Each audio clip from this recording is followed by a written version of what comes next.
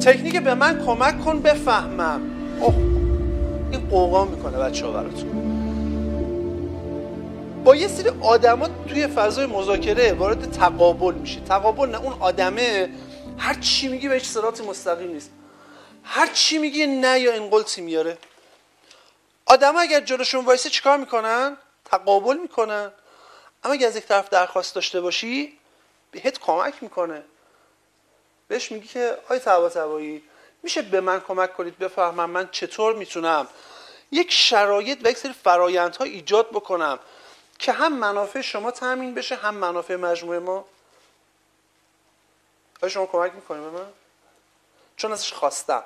آدم ها دوست دارن ازشون درخواست کنی، دوست دارن حس کنن با کمک کردن به تو جایگاه بهتری دارن. به من کمک کن بفهمم.